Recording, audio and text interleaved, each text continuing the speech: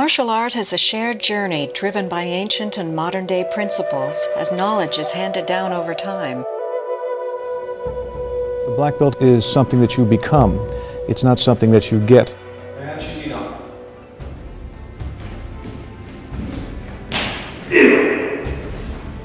In today's troubled and tense world, people look for ways to reach peace and contentment.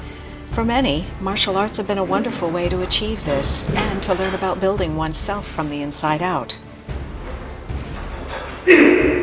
Brian Mable.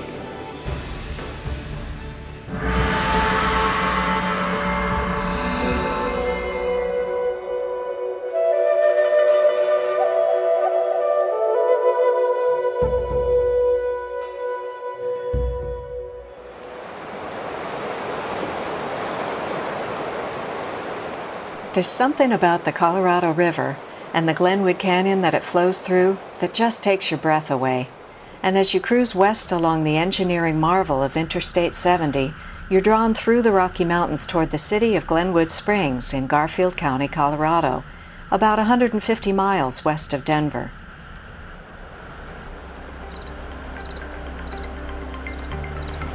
Around Glenwood, natural and man-made sights and sounds combine to create a stunning setting for the just under 10,000 people who call it home and the countless tourists who come to visit.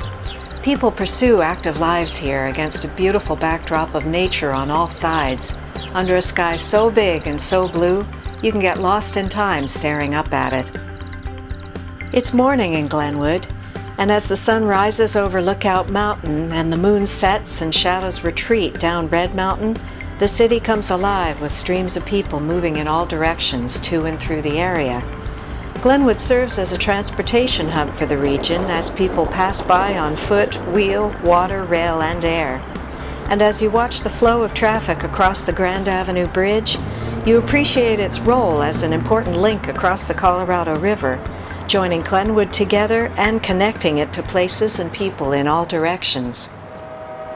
Where Grand Avenue intersects on the other side with 8th Street defines the heart of this historical town. The California Zephyr arrives daily right into downtown. It brings people across the country in and out of Glenwood from California to Chicago. Those who know Glenwood know that for a town under 5 square miles, it packs a punch in personality and year-round activities. It's earned its place on countless national best-of lists, as a quick web search confirms. It's a haven, situated between Vail to the east and Aspen to the south and Grand Junction to the west, without their intensity. That's why people come here and why so many return. Grand Ave's like a main artery of a town located between 3 mountain ranges and 2 river systems. Glenwood's a gateway to the Roaring Fork Valley and all kinds of outdoor, athletic, intellectual, and artistic pursuits. Originally called Defiance, this former mining town also made its mark in history, attracting the wealthy and famous, the infamous, and the ailing to its hotels, rivers, mountains, and hot springs. It's hosted Teddy Roosevelt and the Teddy Bear, Presidents Taft and Cleveland, Buffalo Bill Cody and Kit Carson, the infamous Doc Holliday shootout at 8th and Grand, and Al Capone and the gambling of Diamond Jim Brady. We came here to meet with Brian Mable, a 9th degree black belt martial art master, originally from the East Coast US with Ontario Canadian roots. We sat down with him in the Hotel Colorado in Glenwood, a place that evokes great old world charm. Over the past year, we've also gathered a lot of information and insight from interviews and casual chat with black belts and a Grand Master, and from filming Mr. Mable and a group of his Glenwood students who turned out to show us what goes on in a martial arts studio and organization. As he showed us the sights and sounds of Glenwood, we learned more about what drives Mr. Mable and what it is about martial art that can make a difference in life, beginning with why he came here, what made him stay, and how a chance opportunity changed a lifetime.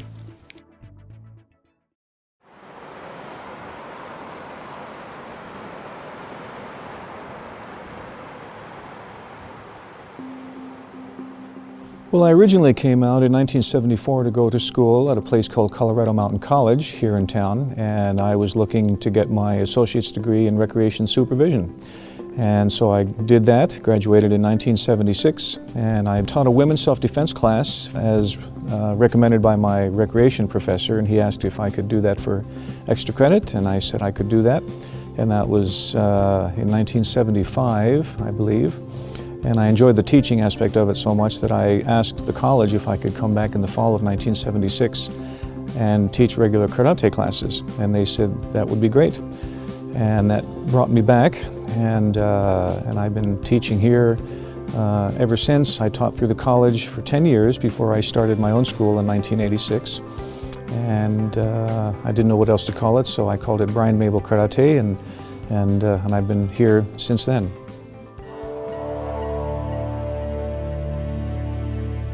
Well, I started studying in 1981, and I kept hearing about Brian Mable and his karate classes.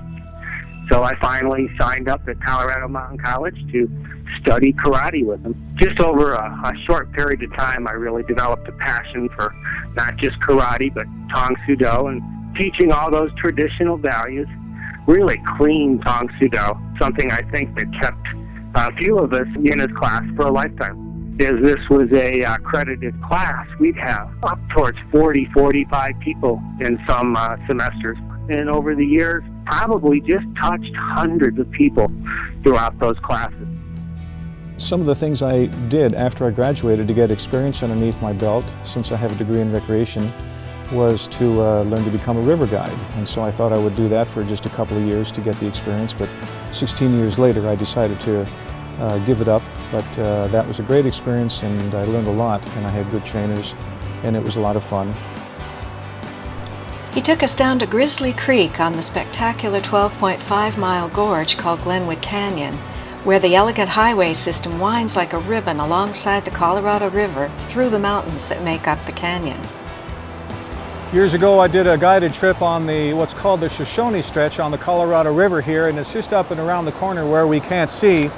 And I was assigned a bunch of gentlemen, and in the beginning we like to get our people to relax because they can be a bit nervous. So I asked the first gentleman what his name was, and I can't remember his name, but he said he was a lawyer. And I said, oh, okay, that must be an interesting job. And he said yes. And I went to the next person, asked him his name and what he did. He said, oh, I'm a lawyer too. And I said, oh my gosh, that's so much for the lawyer jokes. And then I went along and asked everybody else, the other 3 or 4 men in my group, if they were all lawyers too, and they all said yes. And I just about fell over, and I thought, oh my gosh, I'm about to take 5 or 6 lawyers down the most intense section of this daily stretch through on the Colorado, and I hope I don't get sued or anything like that. And they all got a big laugh out of it. But as it turned out, they were a bunch of very nice gentlemen, and we got a good line, what's called a good line in the water, and we hit the rapids just right. And at the time they were about class 4, which is a fairly intense set of rapids in this business. And I didn't dump anybody, I didn't get sued, and all was well, and we all got to have a good laugh and had a good day. It was a good time. I also taught skiing and got some experience doing that. I taught professionally for 25 years. My first 16 years were at a place called Ski Sunlight in Glenwood Springs. And then I went to an area known as Beaver Creek near Vail, and I taught there for 9 years and stopped that in 2002, I guess it was, so I could stay focused on my school.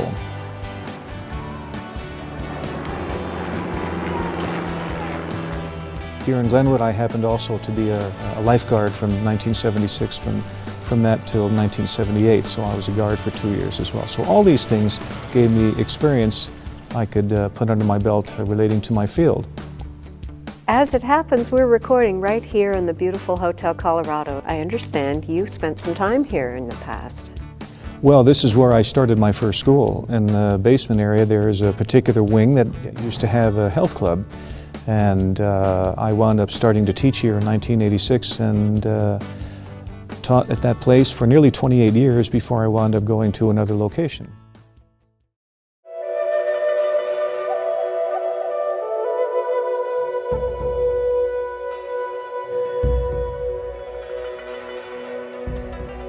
The ultimate objective of the skilled disciple of martial arts is to obtain victory without combat, but once engaged, he must win against all odds and any cost. Huang Qi.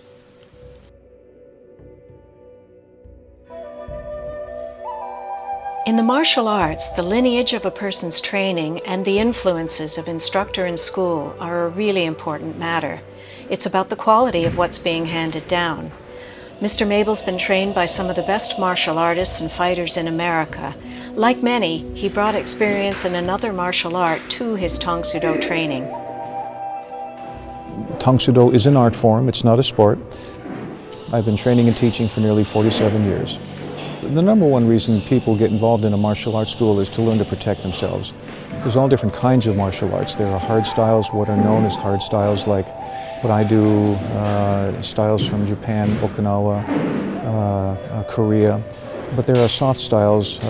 People might think of your various kung fu styles that move in a very rounded type of way, but they're very powerful and very dynamic. And their techniques can well be used for self-defense also. I thought it would be a good idea to learn some moves to protect myself, and I didn't know much about martial art at the time. I was just a young boy. So I involved myself in a local judo class in a town I used to live in New Jersey, and studied for a year.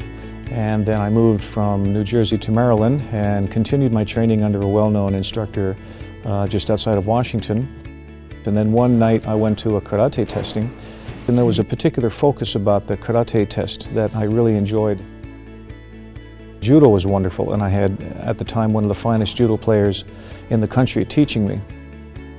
Otherwise, I enjoyed the karate, and I decided it fit my psyche and the way I thought about things, and the precision of it, the focus of it, the concentration. And that was in September of 1970, and I've been doing it ever since. At the time, I didn't know the differences between karate styles, so I happened to be witnessing what was known as Tong sudo. That's my main art form. I've studied other styles as well, but as far as knowing what I was doing, I really didn't at the time because I had never seen a karate class before. So I didn't know the particular style, didn't know a lot about it at the time. I just knew that I wanted to do it, and it just happened to be a Tong sudo school. Years ago, when I came out here and started teaching, for some years I was organizationless, and it was up to me to teach my students and use the knowledge I had, and for the time I didn't have my own instructor. One of them that I was involved in was known as the Chuck Norris system, or United Fighting Arts Federation, led by Chuck Norris, who a great many people are familiar with. I met Mr. Johnson through Mr. Norris years ago. One day I saw an article about the Chuck Norris system, the United Fighting Arts Federation, in Black Belt magazine. And it seemed to fit my way of thinking as far as what I wanted to do with my students and the discipline of it, etc. So I wrote a letter to Mr. Norris's system, and long story short, I was accepted into his system. The person who came out to look over my school for Mr. Norris happened to be Master Dick Douglas, who wound up being my personal instructor. And so for a time I was involved in the Chuck Norris system, and I was very proud to be one of his black belts for the time being. As time went by, there were some organizational changes, and it led me to the present position I have as president of the Western Tong Sudo Federation. I was honored to speak with Master Pat Johnson, who is originally a native of Niagara Falls, New York. He told me about some of the main influences on Tong sudo as it developed in America, including stories of the early days with Chuck Norris and their formidable association. Tong sudo was originally the Korean style of martial arts.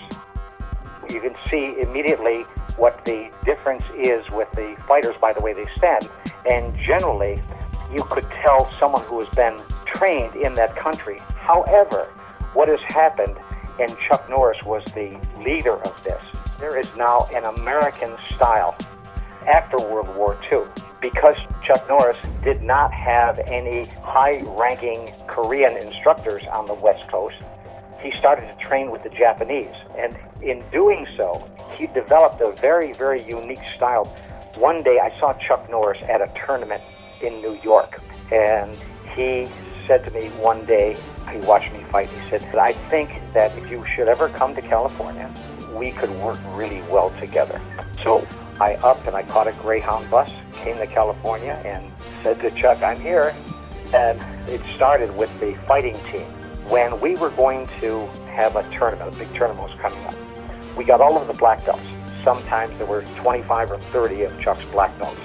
And we had a round-robin tournament. And the 5 guys who won the most, those were the 5 guys who were going to be on the team, and the next person down was going to be the backup just in case someone got hurt.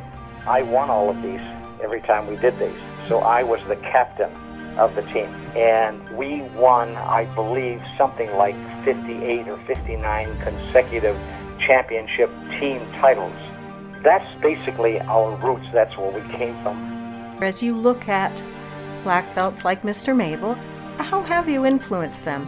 What I have tried to do is to have them know the respect that I have and I would like them to have for the martial arts. And I can't expect them to do something or be something that I am not willing to be. I don't do what I do in the martial arts for recognition. I'm trying to pay back what the martial arts have done for me. So I have some things that I'm extremely proud of that we have accomplished. I've tried to do my best to always present the martial arts in their most positive light. Well, I'm very proud to have been one of the foundation stones, because there have been a lot of them who have contributed, whatever it takes, which is one of my great sayings at all times. I wound up staying with Pat Johnson and Dick Douglas.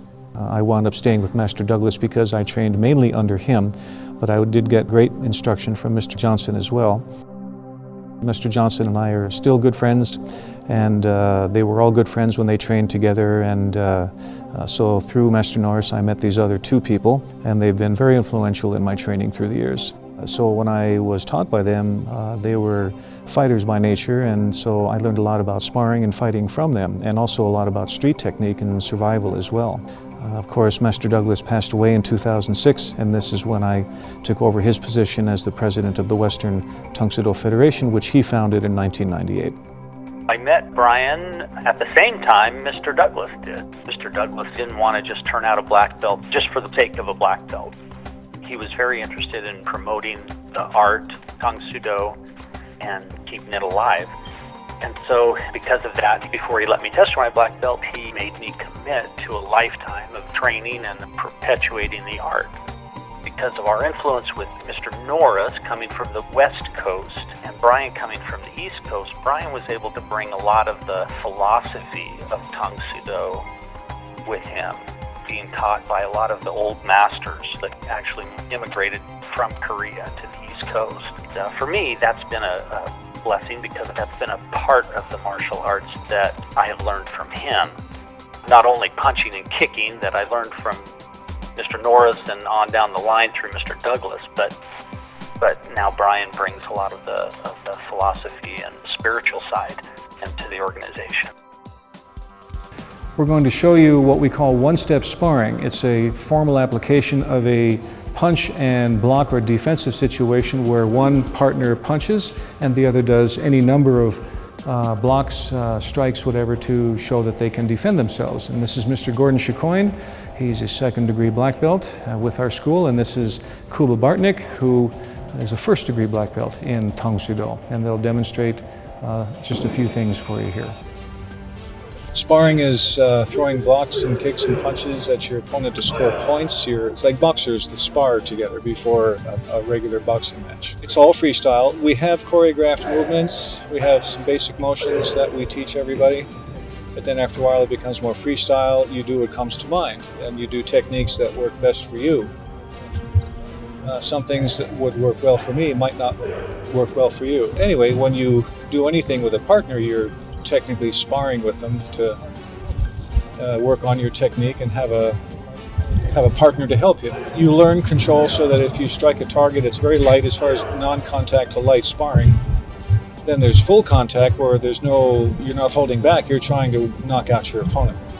But in a lot of tournaments, they don't allow anything below the waist because they don't want any joint checking at the knees or ankles or groin shots or whatever, but sweeps can be allowed depending on the level. That varies from tournament to tournament. Judo is well known for sweeping, for example. and toppling somebody and destroying their base of support, and balance so that you can manipulate them. I've got a bunch of good fighters, and my goal is to help them get better than me. Everybody's different in that way. People take fighting differently. Some are very aggressive, some are very defensive, and some are kind of in between. Hi, my name is Gordon Chicoine. I've been with Brian Mable Karate a little over 20 years. I came from a different Hapkido background, so I was able to bring some things to the school, also in Korean.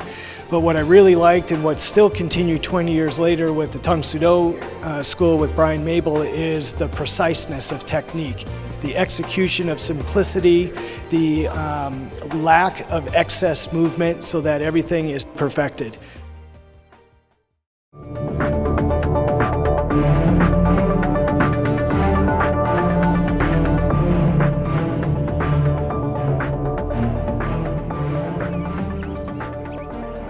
People teach themselves, of course. I'm just there to share the knowledge and to help them along.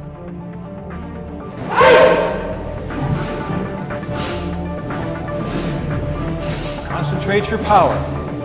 Focus.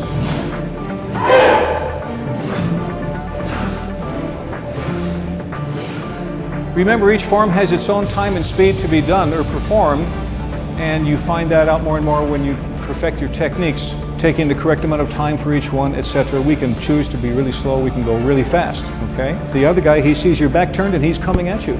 So there's that sense of urgency to move right away, isn't there? Yes, sir. Okay. Why is it that you decided to start your own school? You could have taught for other people. Well, when I was teaching for the college years ago, for Colorado Mountain College, I, of course, was the only instructor in the class, so I had a lot of students and just one of me. And it made me think a lot about how to teach a bunch of different people. And as when they progressed in their levels as far as belt rank is concerned, I had different levels of skill that I needed to work with, and I in time, learned how to work with everybody as a group. And I just started to continually like the idea of teaching and sharing knowledge. And I decided to stay with it, and eventually, opened up my own school. I left the college and decided to try having my own school. One thing that's helped me to stay focused is I like to help people, and it's a very fun way, but great way to help people. In addition to being the owner of Brian Mable Karate in Glenwood Springs, Mr. Mable is also the president of the Western Tong Sudo Federation, or WTSDF. It's a membership of Tong Sudo black belts in affiliated Southwestern US schools in Colorado, Nevada, and Utah, who associate under this mission statement.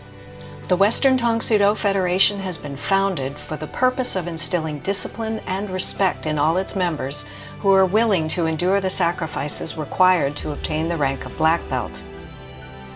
The Western Tong Sudo Federation was conceived by my late instructor, Mr. Dick Douglas, in 1998. He was the president, I was the executive vice president, and we had a few other people who were on our board of directors, secretary, treasurer, etc. Being the president of the Western Tong Sudo Federation means, of course, I have to keep all the schools up to date on what we're doing, which means I travel on occasion to each one of these schools and oversee a testing, for example, to see how they test and to make sure our standards are kept upright, and of course our conventions we have every 4 months. It's my responsibility to run the organization as well as I can. The black belts do get together, and we have a board of directors that does meet, and we go over business affairs of the organization, what's happening at the different schools, etc. And typically these meetings are happening at the same time that we get together every 4 months to have our clinics and testings. The board meeting is one of the first things that happen, so we can get the business out of the way, if you will, and then we proceed on with the rest of the day's activities. So it's a big responsibility, and I just hope I'm doing a good job. Brian Mable took the helm. He's been our leader, and without his guidance and expertise and knowledge, we wouldn't be where we're at today as an organization. Just great to have such a fantastic leader for us.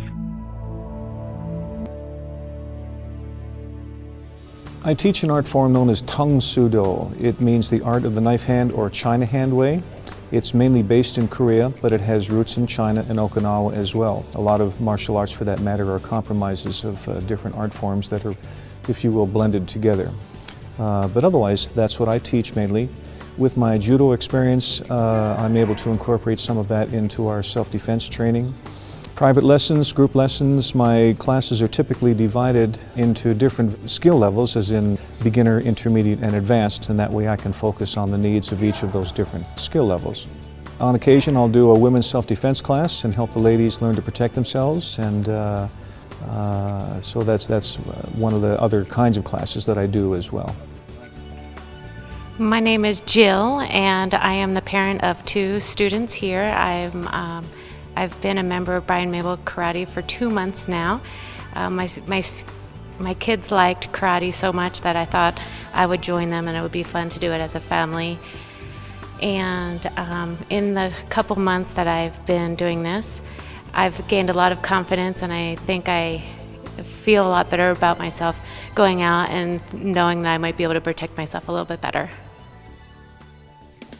We have what we call a Friday night workout, and that's for people who maybe missed a class during the regular week, or it's an extra time. They can put in extra hours for additional training. They can do whatever they want. They can stretch, they can do their forms, their self-defense. I'm usually there to help everybody. We learn new things. Sometimes as a group we'll do the same thing together to make a particular focus out of something, like knife defense, or work on our weapons training. So the Friday night workout is a great addition to the regular weekly schedule of classes. The clinics that we participate in mainly are put on by our black belts in our organization. And again, they happen every 4 months when we can get together. And black belts travel to each of the locations here or in the other 2 places I mentioned earlier, in Las Vegas and Utah. And we have our clinics there for everybody.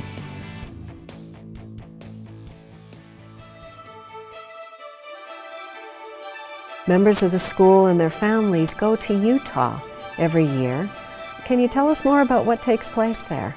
That's our summer camp, and we look forward to each one of these because it's a lot of fun, and all of our black belts and students who can come from around the country converge on these different locations, and we invite special guests to teach us here and there. And so the organization is very involved in the training of all of its students, not just each of the different classes underneath the organization heading. Not only do we do karate technique as in forms or weapons training or something like that, we also learn about outdoor survival relating to maybe making an outdoor emergency shelter. If you're caught in the woods at night and get lost, if you have the right materials, can you make a shelter for yourself? Compass orienteering, learning about a compass and how to guide yourself to safety, hopefully. We also have a rappelling and mountain climbing session to build confidence in people, and that's of course a lot of fun and very challenging for some, but we usually get a good response with that. And we've also gone as far as knife defense and pistol disarmament for people who, if you're confronted with someone pointing a pistol at you or at your back, there are ways that you can take care of that situation, but that's very special training. We work on our kicks, our punches, the typical things that you might see us do in our schools. And we're just outdoors doing them up in the mountains in Utah, and it makes for a nice scene to practice outdoors.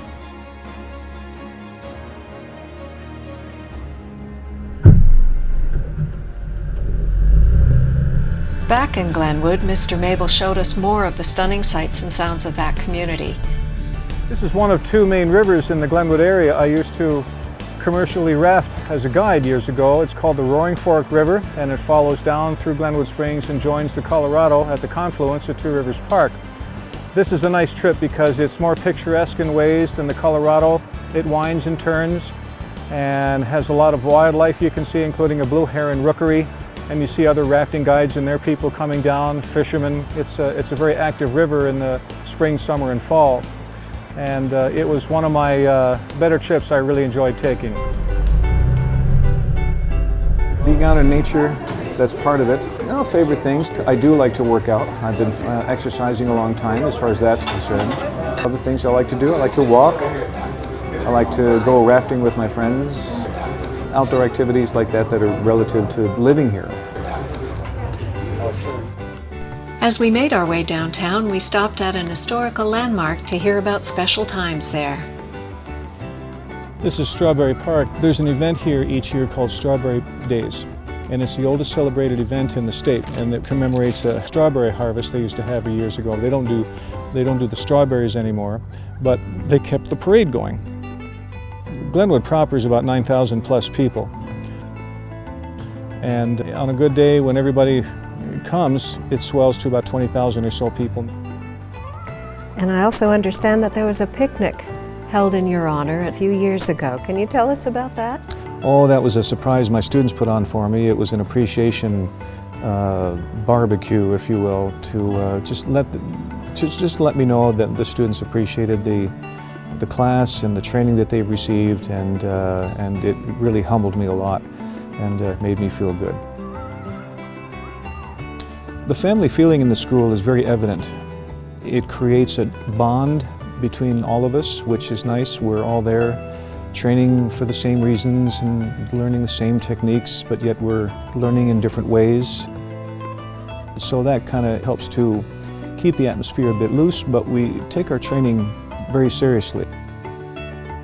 We have enough of the discipline in the class and the use of language, as in the Korean language, to describe some of the things that we do to respect the martial art.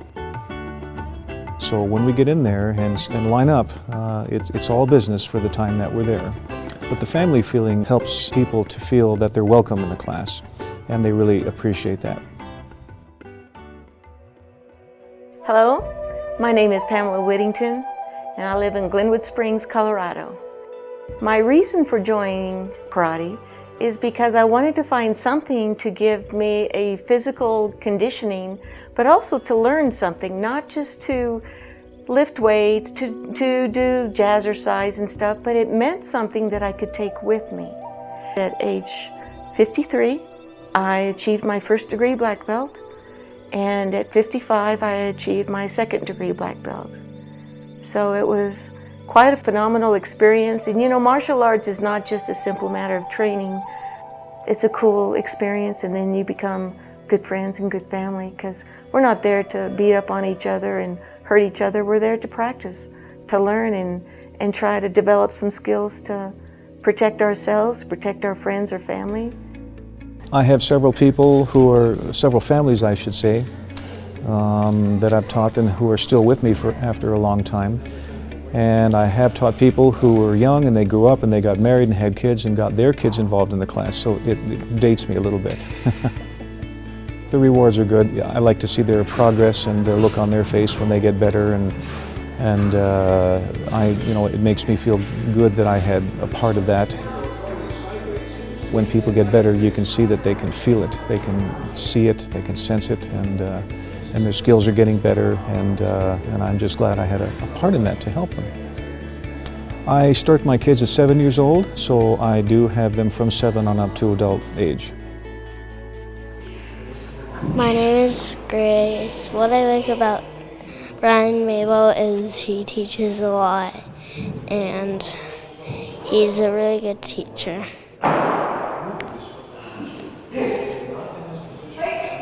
And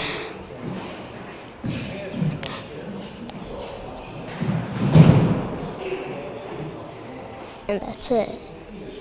People in your school, especially your black belts, also help teach. How do you prepare teachers? You teach martial arts, but how do you also prepare them to teach others? Well, I have classes on that sometimes, but most of their training happens in class where I can see what they're doing. I direct them as far as what I want them to do with a certain group level. And so when I am teaching certain people over in the corner, I'm keeping my eye on what my black belts are teaching over in the next corner, and if they need to be brushed up a little bit, I'll just walk over and gently add a few footnotes to their teaching, and then I'll walk back to my students. So a lot of it is hands-on and with me directly there in the room to teach them myself in case people need it. Hello, my name is Eric Krauth, and I have been in Mr. Mabel's studio for 7 years now. I did karate when I was in Nebraska, and then we moved here, and we were looking for a karate team, so we actually sat in a karate lesson, and I liked it, so I moved in here. And one of the things that I really like about Mr. Mable's karate is we learn discipline, respect for each other, and we get motions like "well done." If we don't do something right, he tells us what we need to fix until it's perfected and it's like nice. We learn how to make torque into our movements, and we get to practice a lot, and we know how to defend ourselves. That I've been here almost 41 years. All the things that I've done have worked out for me. It felt good, and I just kept on going, doing what I was doing because it felt right, and I don't feel the need to change anything at the moment. I feel like I'm in my place. I have a good school. I have good students. I feel like my place is here, so this is where I'm going to be.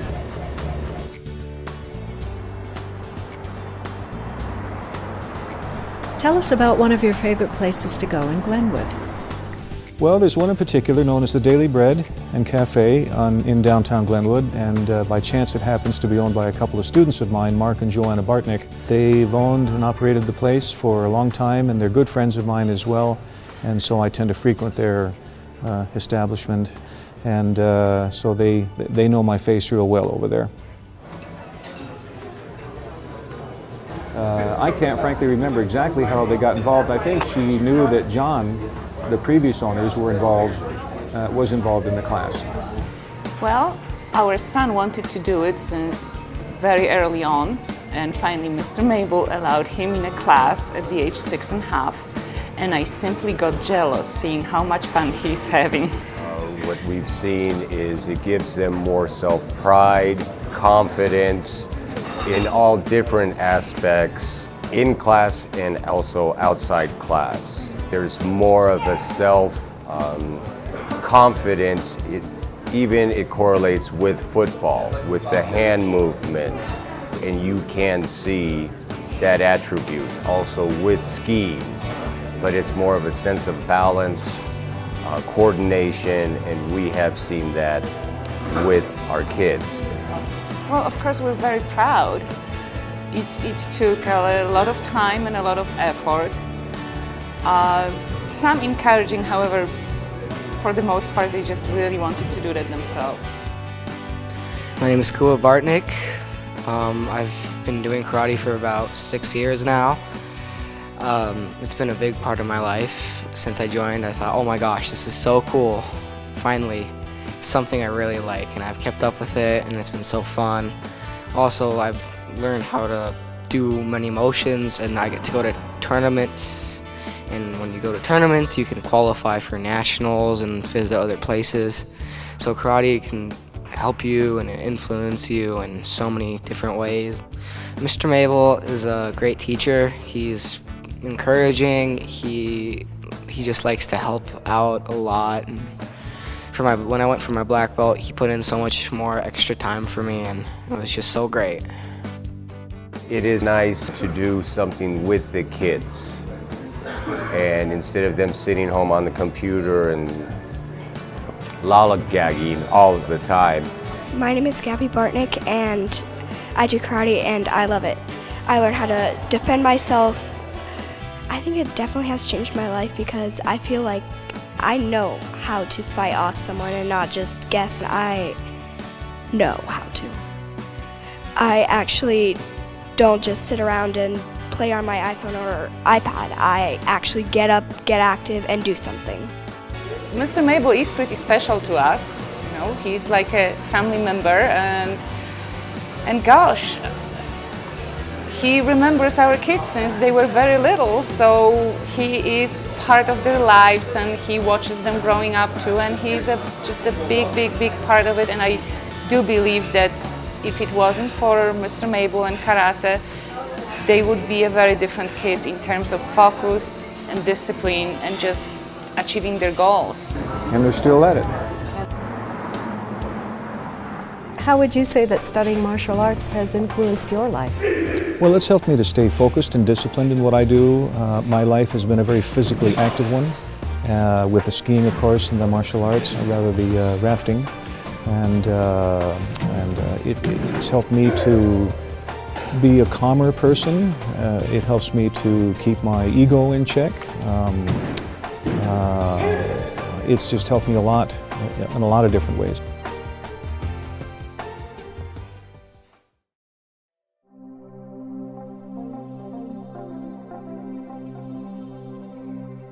Mr. Mable shows us that Tong sudo is a process, not an event, and this includes giving back to help other students improve. It's not just the block and the kick and the punch. Those are really just the vehicle in which you learn about all the good things about martial art training. And so they take away the feeling that the I can attitude, if you will, and they can apply that to other areas of their life other than just their martial arts.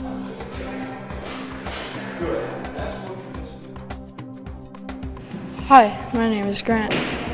Here at Brian Mable, I've learned so many things, like determination and to not give up, and having self-confidence and doing things I've never done before, and getting out of my comfort zone. We work on a whole bunch of different kinds of things, so that's really fun. And he's a good teacher. The culture that Mr. Mable instills in his students is the same culture that Mr. Douglas handed down to Mr. Mable. The discipline, the focus, the correct martial art etiquette is very big for our group, and I think it needs to be that way.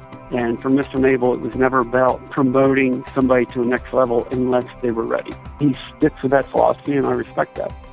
I expect a lot out of my people, kind of like Mr. Mable expects a lot out of his black belts. And Mr. Mable also personifies that. I would hope that they would learn good discipline they could apply to their lives, to not be afraid of problems, turning the word problem into challenge to overcome, setting goals and knocking down the barriers for whatever they want in life, and you know, these kinds of things that you can take from the class, these mental things, which is important. Of course, a better understanding of how to protect themselves, which is good because that raises your confidence a lot in surviving a situation, hopefully. There are many variables as far as that subject is concerned. But overall, just taking from the class a heightened awareness about yourself as a human being. What contribution does studying karate make to the larger community? Oh, that's a good question. I think it helps in one way to help people to be better people, to be courteous to other people, to be respectful, to contribute to society in a positive type of way. And all of these things can be learned through martial art training. So that way they're able, again, to take their karate outside of class and apply it in positive ways towards society.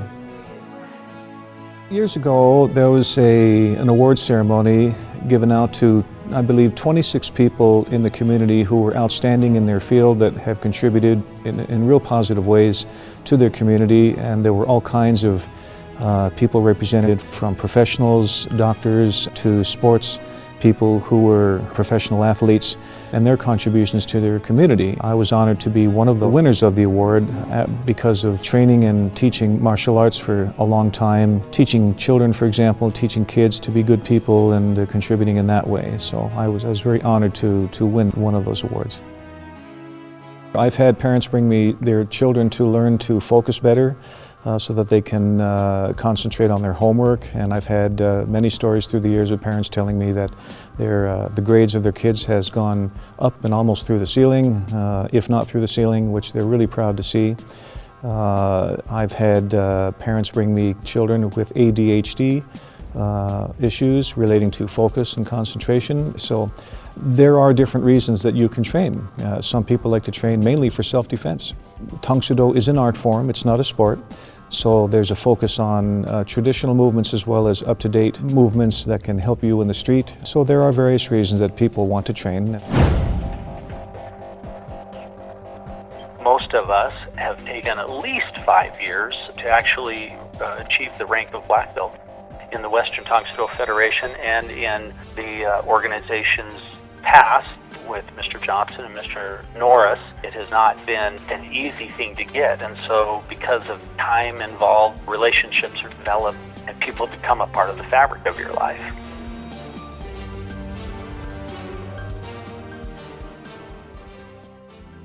Oh my gosh, this is a lifetime commitment because you're needed.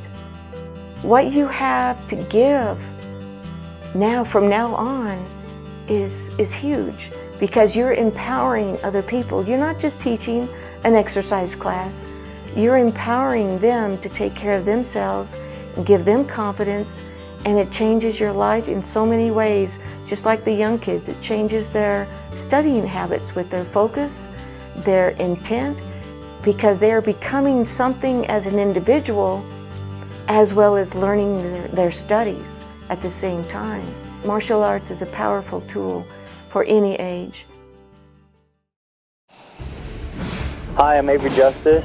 I've been with the studio for about 8 years now, and what I've learned here is that working on making it perfect, not really on street fighting like most schools.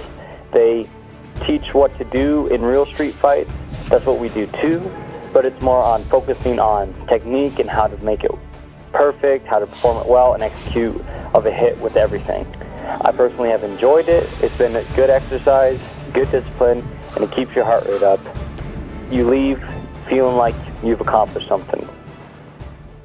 Whatever they go for, hopefully they have good reason with a good attitude to achieve their goals. For example, black belt is a coveted goal in this business, and in our school we do not hand out rank at all. We like to try to teach our students that you should be deserving of your rank, that you put in the time to prepare yourself fully, trained well enough and hard enough for your tests, whether it be gold belt or black belt. We like to think of the black belt as the end of the beginning. That means that you're very good at your basics or your fundamentals. And then the fun starts, if you will, as far as learning more advanced techniques after you achieve the black belt. The black belt is something that you become. It's not something that you get just because you paid X amount of money for a piece of material around your waist. We don't do that.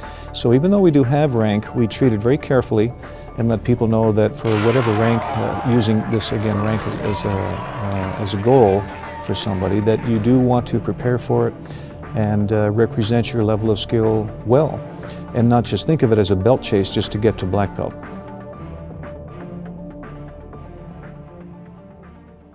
It's a continual life process that Mr. Mabel's been working on his entire life. He instills this in his students, the lifelong perfection of technique.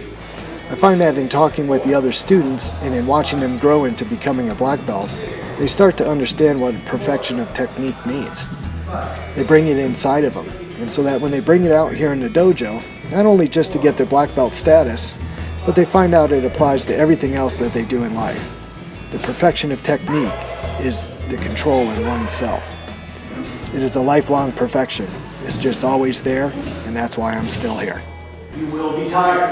That means you did it right. As part of the process for getting a black belt, a student has to break a board. How do you train them to do that? Schools treat this differently. Some schools don't break at all. Other schools break a lot. The thought behind breaking is to test your focus and your concentration and your skill level. You can't just hit blindly at a piece of wood or several boards stacked together, or even cinder block for that matter, and hope for the best. You have to, it takes years of training, mental training, to understand what a break is before you finally do it. And then you practice carefully, of course, your positioning of your foot or your hand, or your wrist, whatever, otherwise you could hurt yourself. But the idea behind it is to challenge the testing candidate or someone in a demonstration who might show breaking in a demonstration, their ability to focus and follow through with their technique so they can make a break successful. And of course, when you break something, it makes you feel good. And sometimes not all breaks are successful. But you try your best, and you just continue to teach yourself to make your breaks all successful after a while. Hi, my name is Kaylee Justice. I'm a first degree red, and I'm testing for my black belt in March. I've been doing this for about 7 years, and I really learned a lot. I asked Kaylee, what's the best part of studying martial arts? I don't know, it's fun and makes you work hard. I asked her whether breaking boards is more mental or physical. It's both. For like, when you get in the upper ranks breaking wood, I mean, if you have a mindset that you can't do it, then chances are you can't, but it also takes physical because you have to have the right technique to do it. So Kaylee, how do you feel? I feel excited.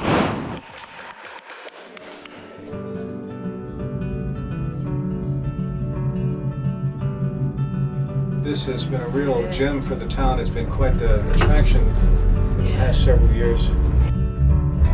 Well, the first thing I felt, I think, when I first moved here years ago was I felt the smallness of the town. It was kind of tucked at the bottom of these 3 large mountain ranges, and it had a more relaxed feel to it, which I really liked a lot. I was drawn to that, and it wasn't hard to meet people. There are people here who have been here since I've been here, you know, and we all feel the same kind of thing about living here. This is just a great place to live. It's beautiful. It has outdoor activities, and there's a lot of history around here as well. I just felt that when I drove over the bridge in town years ago in my Volkswagen, I could feel right away that I was getting into something good.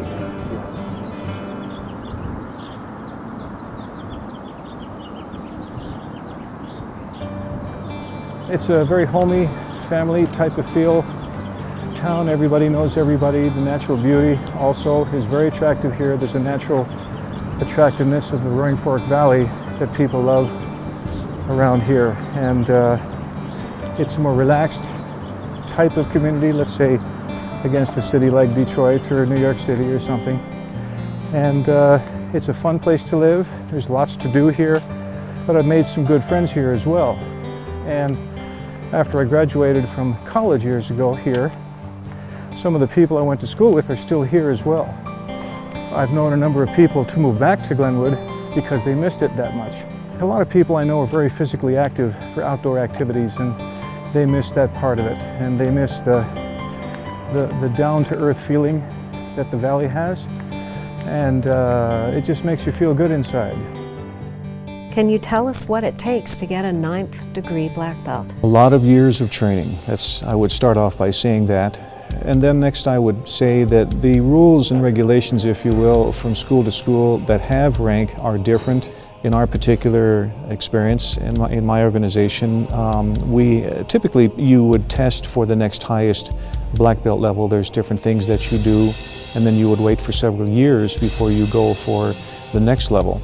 The idea is to discipline the student, to have them participate in an organization, possibly teaching. They might be an officer of the organization. These things weigh into being promoted as well. So it's not only a physical test, and typically it's a few years before you attain your 1st degree black belt, let's say.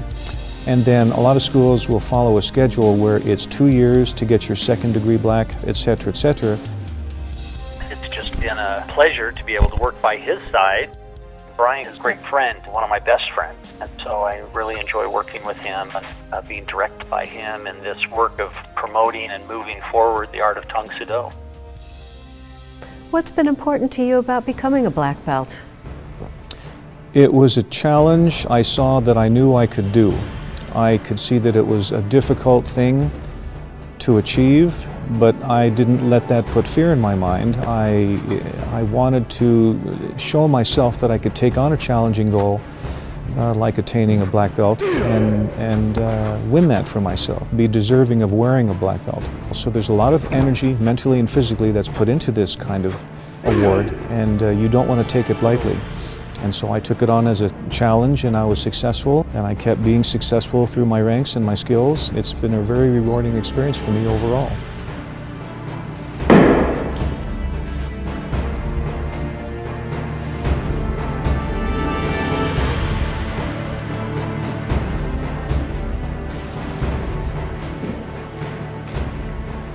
Coming to Glenwood was a real treat for me years ago. First of all, I'd never been west of the Mississippi, and I wanted to come out here somewhere to go to school, and I was hoping it would be Colorado.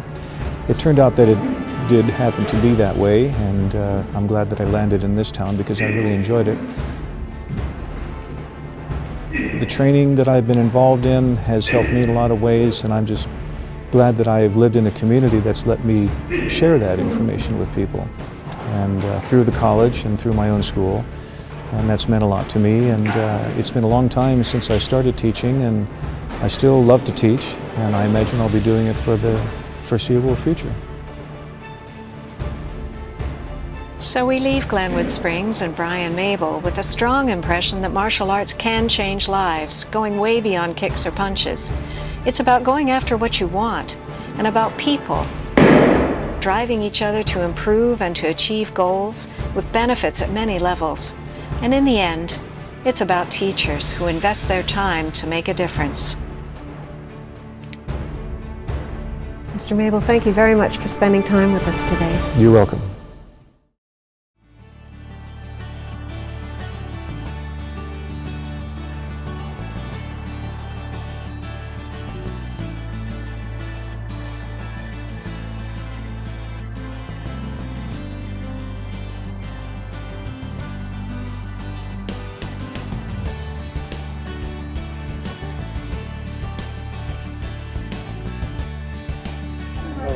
What questions should we ask while we're at the Daily Bread? Yeah, really. Is the food good?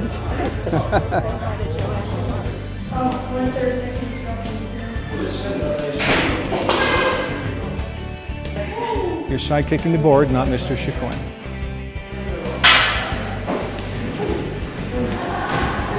Just like that. Those questions, just for the sake of asking, are you going to ask every single one of them, or have you kind of synopsized? I was going to say, because that's a lot of questions that you put down there. So we'd be here for a long time.